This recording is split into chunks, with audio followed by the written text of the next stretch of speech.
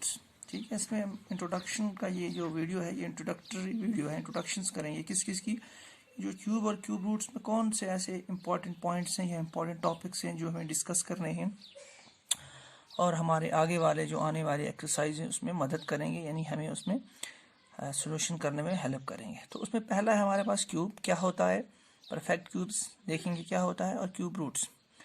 तो पहले हम लेते हैं क्यूब। क्यूब बिल्कुल जैसे हमने स्क्वायर का पढ़ा था पहले कि स्क्वायर का मतलब होता है किसी भी डिजिट को 2 टाइम्स, यानी 2 बार, 2 से नहीं बल्कि 2 टाइम्स 2 बार मल्टीप्लाई करना। फॉर एग्जांपल हमारे पास 2 है तो इसका अगर स्क्वायर हम देखें तो यानी 2 को 2 बार मल्टीप्लाई करने जब करेंगे तो वो हो गया उसका स्क्वायर। तो क्या हो जाएगा 2 इंटू 2, तो इसको हम शॉर्ट फॉर्म में लिख सकते हैं 2 रेज़्ड टू पावर 2, यानी 2 रेज़्ड टू पावर 2, मतलब 2 को कितनी बार मल्टीप्लाई 2 टाइम्स। तो जब हम 2 को 2 टाइम्स मल्टीप्लाई करेंगे तो ये बन जाएगा 4, यानी 2 का स्क्वायर क्या आ गया 4। इसी तरह हमने देखा था 3 4 5 6 7। तो इसी तरह जब हम क्यूब की बात करेंगे, क्यूब का मतलब होता है किसी भी मल्टीप्लाई बाय 3 टाइम्स, यानी किसी भी डिजिट को या किसी भी हमारे पास जो नंबर है उसको 3 बार मल्टीप्लाई करेंगे तो वो हो जाएगा क्यूब। फॉर एग्जांपल मैं यहाँ पे 2 है तो यहाँ पर 2 की ही एग्जांपल लेता हूँ। अगर हमारे पास 2 है तो 2 का क्यूब क्या होगा, मैंने आपको बता दिया कि मल्टीप्लाई 3 टाइम्स, यानी उसी नंबर को आप 3 बार मल्टीप्लाई कर लीजिए, 2 इंटू 2 इंटू 2, ये हो गया इसका क्यूब, सिंपल। इसी तरह 3 का 4 का 5 का 6 का भी आप निकाल सकते हैं। अब चूंकि ये 2 इंटू 2 इंटू 2 कितनी बार है, यानी 2 कितनी बार लिखना है, मल्टीप्लाई किया हमने 3 बार तो कितनी बार आ गया 3 बार। तो यहाँ पर हम लिख सकते हैं शॉर्ट फॉर्म में 2 कितनी बार मल्टीप्लाई आ गया 3 बार, तो छोटा सा 3 लिखेंगे। तो इसको यानी इस पैटर्न को चेंज करके हम इस पैटर्न में भी लिख सकते हैं शॉर्ट फॉर्म में। तो ये अगर क्यूब लिखेंगे 2 का क्यूब 2 इंटू 2 इंटू 2, ये भी ठीक है। और अगर इसको शॉर्ट फॉर्म में लिखेंगे 2 का क्यूब 2 रेज़्ड टू पावर 3, ये भी ठीक है। तो इसका मतलब ये हो गया 2 को कितनी बार मल्टीप्लाई 3 बार, 2 दूने 4 दूने 8, तो यानी इसका आंसर क्या हो जाएगा 8। तो इसका मतलब है 2 का क्यूब क्या आ गया 8। ठीक, समझ आ गया आपको, यानी 2 को 3 बार मल्टीप्लाई करेंगे तो जब 3 बार किसी डिजिट किसी भी नेचुरल नंबर को या होल नंबर को मल्टीप्लाई करेंगे तो वो आ जाता है उसका क्यूब, और उसका आंसर 3 बार मल्टीप्लाई करने के बाद जो आएगा वो उसका आंसर आएगा। इसी तरह हम अगर 3 का लेते हैं तो 3 का क्यूब क्या आएगा, अगर स्क्वायर की बात करेंगे तो 2 बार ज़रब करना, यानी 3 इंटू 3, ये हो गया 3 का स्क्वायर। मगर चूंकि यहाँ क्यूब है तो क्यूब का मतलब है 3 बार, तो ये हो जाएगा 3 इंटू 3 इंटू 3। तो 3 को कितनी बार मल्टीप्लाई है 3 बार, तो 3 तिया 9, 9 तिया 27, यानी 27। इसी तरह हम 4 इंटू 4 इंटू 4, ठीक है, 4 रेज़्ड टू पावर कितना आ जाएगा 3, तो रेज़्ड टू पावर 3 सब में आएगा। तो आपको मैं बता दूं, अगर ये वाला हम लेते हैं तो जो मेन नंबर होता है उसे कहते हैं हम बेस या एक्सपोनेंट भी, और जो पावर में होता है उसे हम कहते हैं पावर, यानी base raised to power power. बेस के ऊपर क्या होता है पावर। तो बेस जो होता है हमारे पास नंबर होगा नेचुरल नंबर, और पावर का मतलब हो गया उसको उतनी बार मल्टीप्लाई करना पड़ेगा, तो वो हो गया हमारे पास बेस और पावर। तो हमारे पास एक्सपोनेंट एंड रेडिकल आगे एक चैप्टर है उसमें हम इंशाल्लाह सीखेंगे। इसी तरह अगर 5 की बात करें तो 5 का क्यूब आ जाएगा कितनी बार मल्टीप्लाई 3 बार, 5 एक बार हो गया 2 बार हो गया मल्टीप्लाई 3 बार, तो 5 कितनी बार 3 बार, तो ये हो जाएगा 125। इसी तरह आप 10 का भी कर सकते हैं। 10 का क्यूब मतलब हो गया 10 को कितनी बार मल्टीप्लाई 3 बार, तो यहाँ पे लिखोगे 10 को कितनी बार मल्टीप्लाई किया 3 बार, तो ये हो जाएगा 1000। इसी तरह आप जो हैं ये आराम से हर एक नंबर का आप क्यूब निकाल सकते हैं। तो इसी को कहते हैं हम क्यूब। क्यूब का मतलब हो गया किसी भी नंबर को आप 3 बार जब मल्टीप्लाई करेंगे तो वो हो गया क्यूब। अगर उसी नंबर को आप 2 ही बार मल्टीप्लाई करेंगे तो वो हो गया स्क्वायर। ये फर्क होता है स्क्वायर और क्यूब में। ठीक, अब हम चलते हैं आगे। अब देखिए कि परफेक्ट क्यूब बिल्कुल सेम, जिस तरह हमने परफेक्ट स्क्वायर देखे थे, परफेक्ट क्यूब भी वैसे ही होते हैं। किस परफेक्ट का मतलब होता है जिसमें कुछ भी आगे पीछे बचे ना। फॉर एग्जांपल मेरे पास आता है फॉर एग्जांपल 27 एक नंबर है। ठीक, क्या आता है 27 एक नंबर। अब देखना है कि क्या ये परफेक्ट क्यूब है या नहीं है, क्योंकि ये तो 27 तो क्यूब है। किसका क्यूब है ये हमें देखना है, यानी किसका क्यूब है, यानी किस नंबर को हमने 3 बार मल्टीप्लाई किया तो 27 आया, यानी 3 को 3 इंटू 3 इंटू 3। इसका मतलब है कितनी इसका मतलब कितना, 3 को कितनी बार मल्टीप्लाई किया है, 3 बार। 3 दिया 9 दिया 27। तो इसका मतलब है कि ये किसका क्यूब है, 27 क्यूब है। किसका क्यूब है, किस नंबर का क्यूब है, ये हमारे पास 3 का क्यूब है। यानी 3 को हमने कितनी बार मल्टीप्लाई किया, 3 बार, तो आ गया ये। अब देखना है कि क्या ये परफेक्ट क्यूब है या नहीं है। उसके लिए आपको मैंने जैसे स्क्वायर रूट में बताया था कि उसके लिए हमें इनके फैक्टर्स निकालने पड़ेंगे।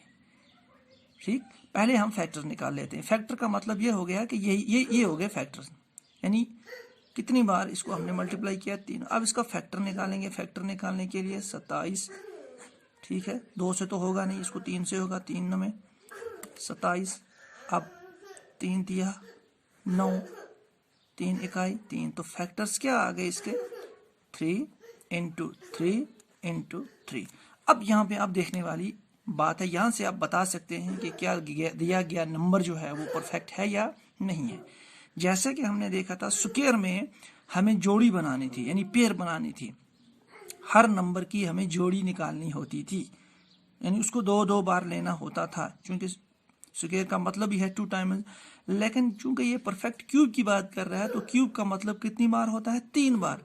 तो अब देखना है हमें, जो हमने इसके फैक्टर्स निकाले हैं उन फैक्टर्स को हमें ट्रिपलेट में लेना है, यानी 2 बार नहीं 3 बार लेना है। ठीक, 3 बार लेना है। फॉर एग्जाम्पल मैंने यहाँ देखा 27 के कितने फैक्टर निकले, 3, और तीनों सेम होने चाहिए, यानी हर एक नंबर को आपको 3 बार उसको पेयर 2 बार, यानी उसको आपको जोड़ी में नहीं पेयर में नहीं लेना है, बल्कि 3 बार में उसका जो है ट्रिपलेट बनाना है।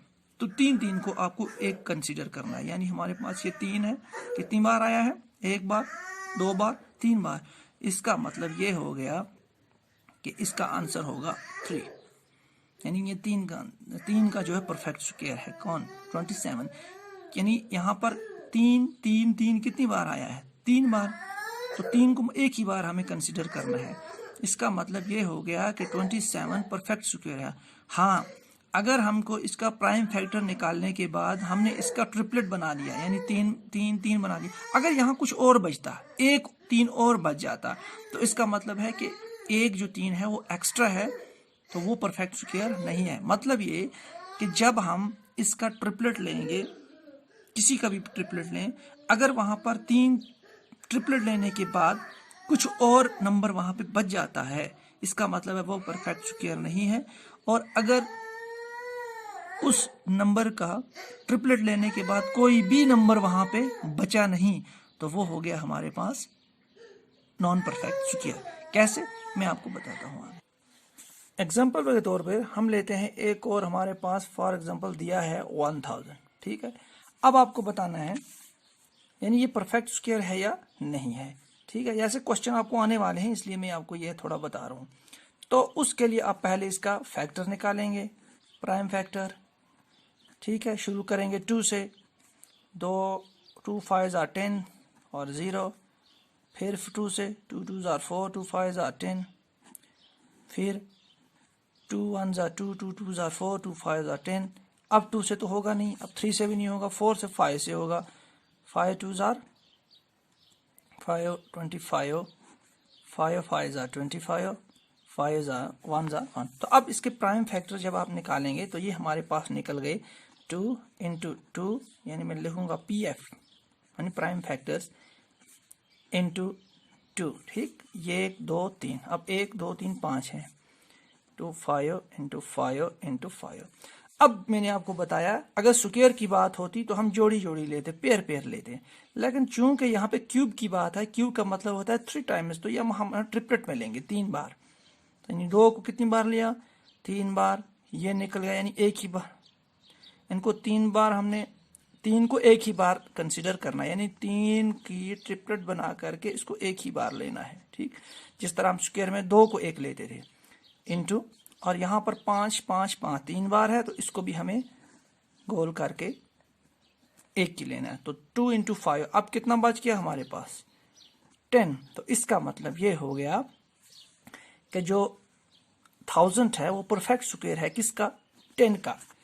अब परफेक्ट स्क्वायर हमने आपको बताया कि क्यों परफेक्ट स्क्वायर है, क्योंकि यहाँ पर 2 के साथ भी कोई 2 और ऐसा नहीं बचा है कि जिसको हमने ट्रिपलेट ना, यानी फॉर एग्जांपल मैं आपको बता दूं, हमारे पास आता है हम कोई ऐसी एग्जांपल लेंगे जिसमें हमें नॉन परफेक्ट स्क्वायर में आए, यानी हमारे पास कुछ भी ना बचे।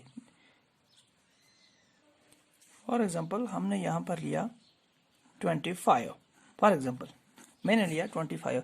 अब चूंकि पता है 25 जो है ये परफेक्ट स्क्वायर है, क्यों, 5 का परफेक्ट स्क्वायर है 5 इंटू 5। अब हम देखेंगे क्या ये परफेक्ट क्यूब भी है, इसका हम निकालेंगे फैक्टर पहले, ठीक। ये हो गया 5 बचे 25, यानी 5 5 जार 25, 5 1 जार। अब इसके फैक्टर क्या निकले, 2 ही फैक्टर, 5 इंटू 5। अब अगर स्क्वायर की बात होती तो हम इसे कह सकते थे ये परफेक्ट स्क्वायर है, क्योंकि ये जोड़ी पेयर बन गई। लेकिन क्यूब के लिए हमें क्या चाहिए, ट्रिपलेट चाहिए, यानी जो भी हम डिजिट लें, जो भी हम नंबर लेंगे उसको 3 बार हमें लेना है। तो ये 2 ही बार आया, तो इसका मतलब है एक बार कम है, एक बार और होना चाहिए था, तब जाके ये क्या बनता, परफेक्ट स्क्वायर। अब चूंकि इसके साथ एक कम है तो इसको हम लिखेंगे कि ये परफेक्ट स्क्वायर नहीं है। इसी तरह अगर हमारे पास कोई ऐसी रकम होती कि जिसमें यहाँ 5 एक और, यानी 4 बार 5 होते, तो हम कितनी बार लेते, 3 बार तो लेना था। अब बचा कितना, 1, तो यानी उस रकम को भी हम कह सकते थे कि ये परफेक्ट स्क्वायर नहीं है, क्योंकि 1 5 जो है उसको हमने ट्रिपलेट तो बनाया, मगर एक अलावा बच गया, और वो जो बच गया है उसकी वजह से वो नॉन परफेक्ट स्क्वायर बन गया। तो इस तरह के हमारे पास कुछ क्वेश्चंस आएंगे, हम उनको सोल्यूशन करेंगे तो हमें पता चलेगा ज़्यादा से ज़्यादा कि कौन परफेक्ट है, कौन perfect square, perfect cube sorry नहीं है। अब चलते हैं हम थर्ड और लास्ट जो हमारे पास टॉपिक है। फॉर एग्जाम्पल अब आते हैं क्यूब रूट्स की तरह। जैसे हमारे पास स्क्वायर रूट्स थे तो क्यूब, ये हो गया हमारे पास रूट का फॉर्मूला होता है, यानी इस तरह हम लिखते हैं रूट। अगर यहाँ पर आप 2 लिखो या ना भी लिखो तो इसे माना जाता है स्क्वायर रूट्स, और इसी को अगर आप इसी पैटर्न में यहाँ स्क्वायर रूट बनाकर छोटा सा 3 लिखते हैं तो ये बन जाता है क्यूब रूट, ठीक। ये हो गया स्क्वायर रूट, ये हो गया क्यूब रूट। तो मतलब ये कि इस यहाँ पर 3 जहाँ होगा आप पहचान सकते हैं आराम से, जहाँ पर छोटा सा 3 होगा वो हो गया क्यूब, और रूट का मतलब हो गया ये, और इसी तरह रूट है तो यहाँ अगर ये होगा तो ये हो गया स्क्वायर रूट, ठीक। अब हमारे पास ये है, फॉर एग्जांपल मेरे पास 125 है, इसका आपको क्यूब रूट निकालना है, ठीक है। अब इसका क्यूब रूट निकालने के लिए आप इसको इस तरह भी लिख सकते हैं, √3, और यानी क्यूब और रूट, यानी आपको इसका रूट निकालना है 125 का। तो इसके लिए भी हमें लाजमी है कि 125 को हम प्राइम फैक्टर्स करेंगे। जब हम प्राइम फैक्टर करेंगे तो ये इसी तरह आएगा। तो ये प्राइम फैक्टर करने के बाद किसका क्यूब बनता है, 5 का, 5 इंटू 5 इंटू 5, यानी 5 बचे 25 ज़रबे 5 हो गए 125। अब उसी तरह आपको लिखना है फिर 5 इंटू 5 इंटू 5, यानी 5 है हमारे पास, कितनी बार है, 3 बार, ठीक। अब ये 3 और क्यूब, यानी ये रूट और ये क्यूब और रूट जो है कैंसिल हो जाएगा, तो यहाँ पर बच गया, सॉरी यहाँ पर बच गया हमारे पास 5। तो आप कह सकते हैं कि 125 का जो क्यूब रूट है वो है 5। आप समझे, यानी 125 का, हाँ ये एक चीज़ आपको यहाँ पर समझने वाली है, ठीक है। जब आप 125 से 5 की तरफ जाएंगे तो उसे कहेंगे क्यूब रूट, कहेंगे आप कि 125 का जो है वो क्यूब रूट क्या है, 5 है, यानी इसका क्यूब रूट 5 है, यानी 5 से ये 125 बना है परफेक्ट स्क्वायर की सूरत में। ये नॉन परफेक्ट भी हो सकता है, जो आप जिसका निकालेंगे क्यूब रूट, ये परफेक्ट भी हो सकता है और नॉन परफेक्ट भी हो सकता है, इसका कोई मसला नहीं है। लेकिन अब जब 5 से 125 की तरफ आएंगे तो आप कहेंगे सिंपल क्यूब नॉट रूट, यानी 5 से जब 125 की बात करेंगे आप कि 5 का क्यूब क्या है तो कहेंगे 125, और जब आप ये कहेंगे कि 125 का क्यूब रूट क्या है तो वो आप कहेंगे 5। तो ये मज़ीद आगे आप समझेंगे आहिस्ता आहिस्ता। तो फिलहाल इस टॉपिक को हम यहीं रोकते हैं और नेक्स्ट जो है हम एक्सरसाइज करेंगे इसकी। एक्सरसाइज जो इसकी क्यूब और क्यूब रूट की एक्सरसाइज है तो वो इन्हीं पॉइंट्स पे क्या है वो बेस्ड है। तो आप इसको अच्छी तरह से समझना, घर में भी ट्राई करना, ताकि आगे एक्सरसाइज में कोई आपको दुश्वारी ना आए। शुक्रिया।